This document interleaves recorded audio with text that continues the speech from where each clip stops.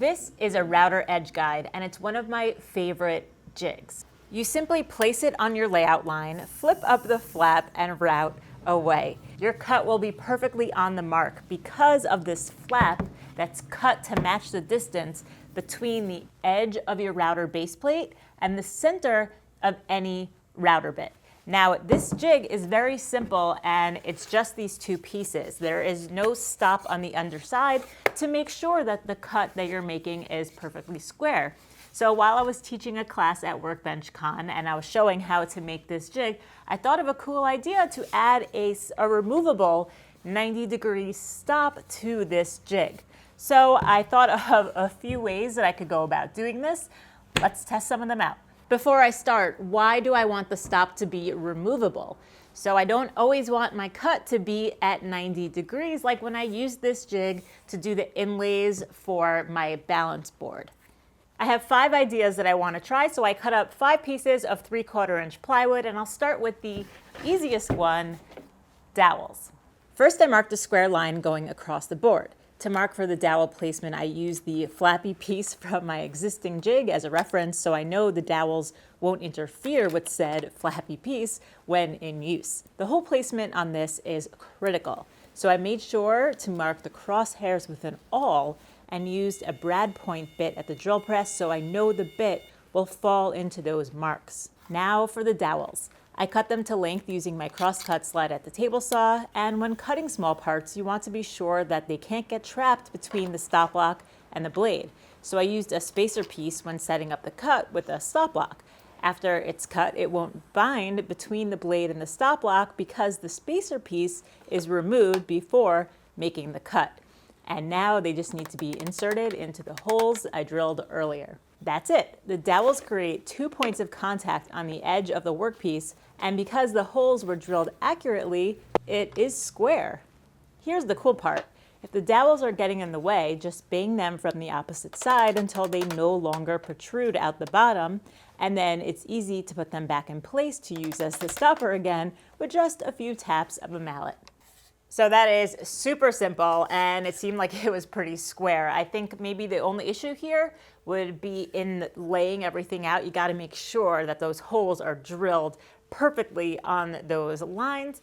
And also maybe over time, if you're constantly putting the dowels in and out of the holes, it might wear the holes out and then the dowels could come loose and it would no longer be square. So let's try something else, I guess. So since the original jig was based off of a hinge, I thought it might be cool to make the stop incorporating another hinge. The stop block on my crosscut sled was already set to a good length, so I took one of my ply samples and trimmed it to create the stopper. Again, with this setup, I don't want the stopper to get in the way of the flap on the actual jig, so I cut it accordingly and then realized I also had to cut the hinge, which is easy to do at the bandsaw. But then I realized my bandsaw tabletop is covered in rust. This happens every year in the spring, and it's just something that I have to deal with working in an uninsulated garage shop. I could prevent it by maintaining it better, but, you know, life. No big deal though, WD-40 multi-use product to the rescue.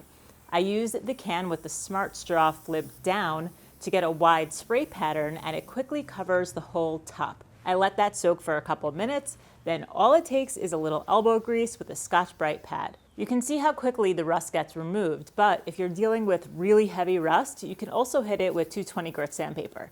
I found that WD-40 multi-use product is the best lubricant for this situation. I mean, look how satisfying that is. Now that the top is free from rust, it's time to protect it from future rust. Once again, the original WD-40 formula is a great way to protect metal from rust and corrosion. Simply spray it on and buff off the excess. Now I just need to remember to reapply every once in a while so I don't have to go through this whole process again. Thanks to WD-40 brand for making my bandsaw look like new again and for sponsoring this video. All right, back to the hinge. I cut it to length and then set up the pieces for installing it. The vise on my new portable workbench really came in handy here. I could lightly clamp it in with the stopper piece slightly proud of the main base, then use a flat board to press down on the stopper piece so it was flush with the main base, and tighten the clamps on the vise. Making sure the stopper piece is really flush against the edge of the main base is the best way to ensure it will be square. So I lined it up and clamped it down. I used some double-sided tape on the hinge to make sure it doesn't move while drilling the pilot holes, and using a VIX bit or self-centering bit here is key. Then I could lock the hinge down with screws. Easy enough, let's see how it works. Without too much effort, it seems square, and the stopper easily lifts up out of the way when you don't want to use it. So that's kind of fun, and it seems to work okay, except it might be the quality of this hinge. It's moving just slightly, so I'm not sure if I would be able to trust this 100%. Also, when you're using it, you have to like hold it tight against the board as you're setting it up because the flap can move. So I think a way to fix that could be to put magnets inside. So you would put one magnet in the end of the base over here and then another one on the flippy part. And then when they close, it would be tight up against the edge, and then you can trust it a little bit better. But I think I could do better. This next one is going to involve cutting a dado to match the width of a scrap piece of plywood, which is easy to do using my curve maker at the crosscut sled. Then I cleaned up the dado with a router plane and had to remind myself, this is just a sample, not an actual project. Chill tomorrow. All right, test fit. The fence sits really well in the dado, and it's also square because I know my crosscut sled is square. Now I need to figure out a way not to lose the fence piece. I think magnets might do the trick. So I marked out where I thought they should go, drilled holes with a Forstner bit at the drill press, and glued them into place using CA glue and Accelerator spray. The fence piece will stick to those magnets using screws, and I could get the location for the screws using the layout lines I marked out for the magnets earlier.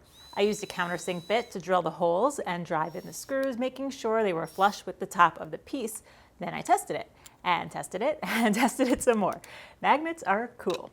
So it's pretty simple and effective. I think you just have to be careful that the dado that you're making is super square and also tight. So if it's too loose, then the piece would just like shift around and move, and then your piece wouldn't be square. So this is like a really tight dado right now, but I have a fear that over time it will loosen up and wear down. So I was thinking to put another set of magnets inside the dado, put more screws on the edge of the plywood, and that way it will hold it nicely into place in the dado. So that's another idea that you can do. And while this holds onto here like pretty well while it's like that, I'm a little concerned that like if I'm going to store this somewhere, something's just gonna like knock it out of place and it would easily get lost. So let me try another method. This method is going to use a sliding dovetail. To do this, I use a dovetail bit at the router table and make 2 dovetail slots, one on the end of the board and one on the face of the board towards the end. The fence will slide into those slots and it needs a matching profile. I don't change the height of the bit, but I adjust the fence so it's barely cutting on the scrap piece of hardwood I'm going to use for the fence. I do this in a few passes. You can see the first pass doesn't fit at all yet, so I adjust the fence ever so slightly away from the bit until the fit is just right. Time for the test fit. You can see that it starts to slide in, but it gets stuck. So I could probably drive it home with a mallet, but I want this to be easy to take on and off. So I force it out and apply some paste wax to both the slots and the walnut fence. Let's see how that fits. Super satisfying. Now on the end where it will be stored away. So much fun. But is it square? Yep. So awesome. Now I mentioned before about the fence pieces being cut to the appropriate size. I figured that I'm going to use this jig mostly with material that's at least 3/4 inches, so I don't want the fence to stick out more than 3/4 inches or it won't sit flat if you place it in the middle of your workbench. So I marked it accordingly and ripped it to final size at the table saw. All right, cut to size and it slides right into the slot. That is super satisfying to do. I really like this method because of how simple it is. You don't need any extra hardware or anything, and as long as this board is straight, there's no reason why this cut shouldn't be straight if you're using a router table. Of course, if you don't have one, you would just have to make sure that if you're setting up a fence or something, this has to be a super square cut. You could probably even do this on your table saw with the blade tilted at the appropriate degrees. What do I like about this? I like how it's not wobbly because of how tight the fit is. And I like how it also stays in the end when it's in the storage position, and it's not going anywhere, unlike the magnet one. But I am concerned that I guess from constantly taking it in and out, it might wear out over time. And I think it would just be easy to just make another one of these. And that would be an easy fix for that. But let me try one more idea. All right, this last idea is going to involve another dado, which I cut again using my kerf maker at the crosscut sled. This time, instead of magnets to hold the fence, I'll use threaded inserts. So I drilled a hole for a threaded insert in a random spot on the face of the main base piece. Then, to make sure the holes in the fence and main base piece will line up, I installed the fence in the dado and drilled a small pilot hole through both of the pieces. Then I could use the pilot hole in the fence piece to drill out for a threaded insert. I added a slight chamfer using a Countersink bit and installed the threaded inserts.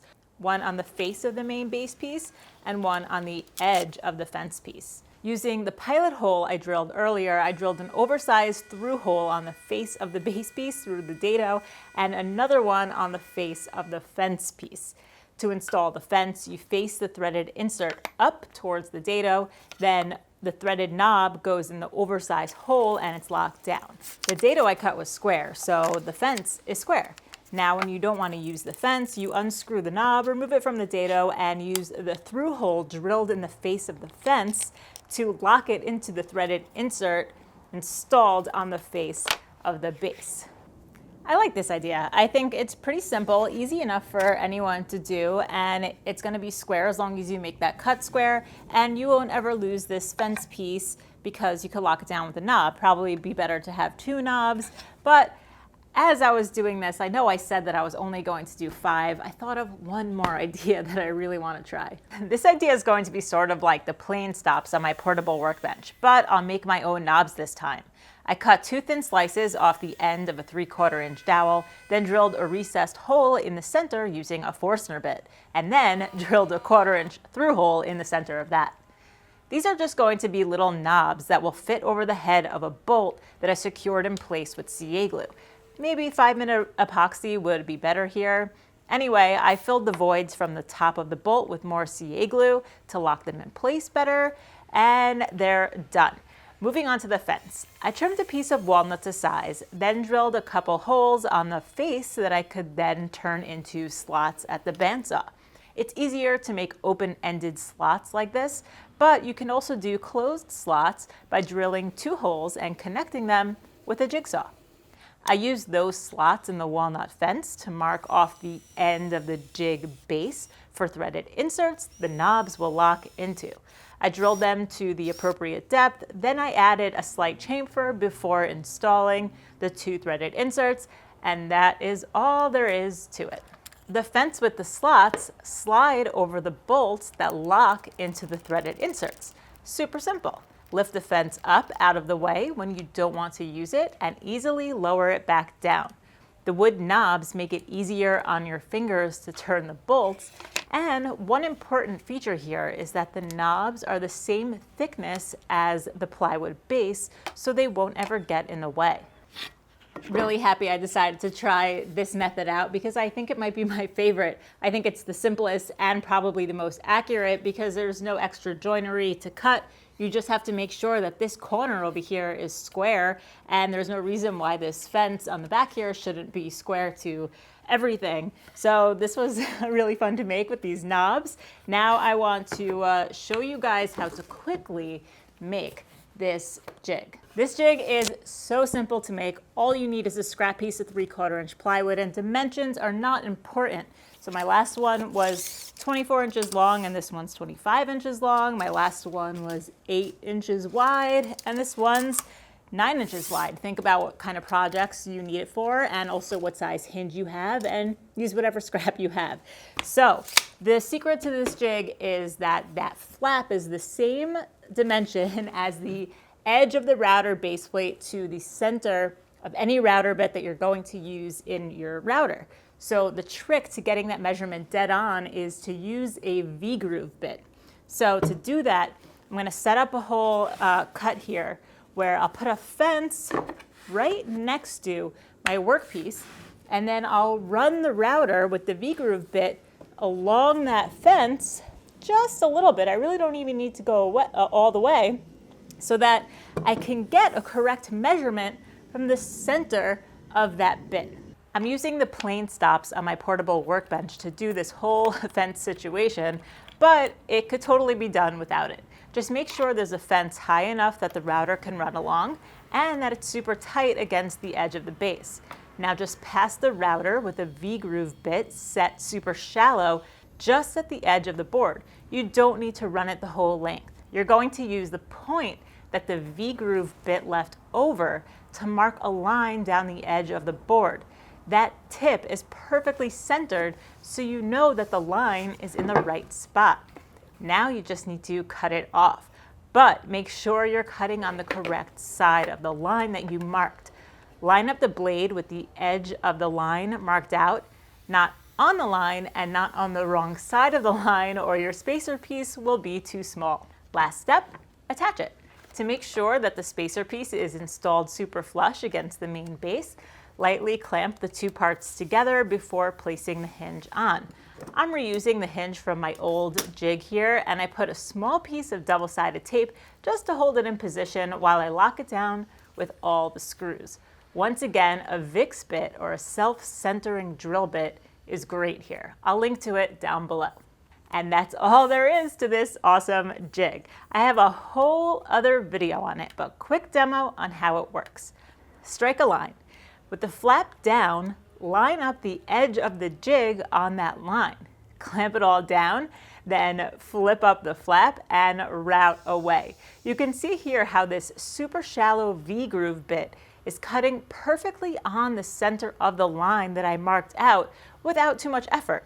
And now, with the addition of one of the removable fence ideas, I'll be able to make super square cuts without too much setup time.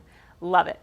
Right? Is that not the simplest jig that you can make that comes in handy in so many projects? I love using this jig, and there's just something to note when you're using it. You just always want to mark on the center of your cut no matter what bit you're using. I used a V-groove bit just to show you guys that it was cutting directly on the center of the line. But if you're using a 1/2 inch bit, 1/4 inch bit, whatever bit you're using, it's always going to be on the center. So when you're marking and measuring, just mark the center of your cut and it should be fine.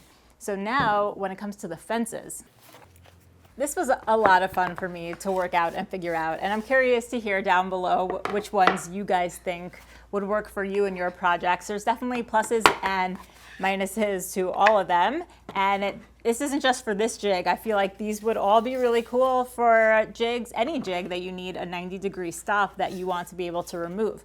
I think that I am leaning towards this one, and I'm really happy that I decided to try this out, even though I wasn't originally planning on doing something like this.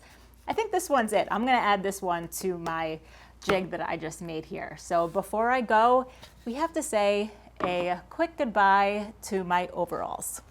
I think spring weather is finally upon us, so it's time to retire my Ariat work overalls for the season. These overalls are the only reason I've been able to work outside and make these videos for you guys. So for the last time this season, thank you Ariat Work for making amazing work gear that's not only comfortable, but keeps me warm too.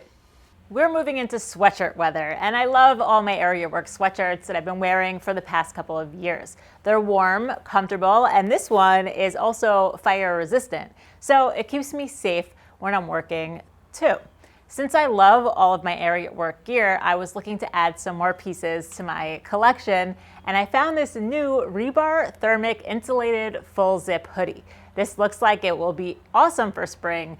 Definitely adding that to my cart. So if you want to try out some Ariat work gear, you can get 10% off your first order by clicking the link down below, and I'll also add a link to my favorite Ariat work gear. Check them out and let me know what you think.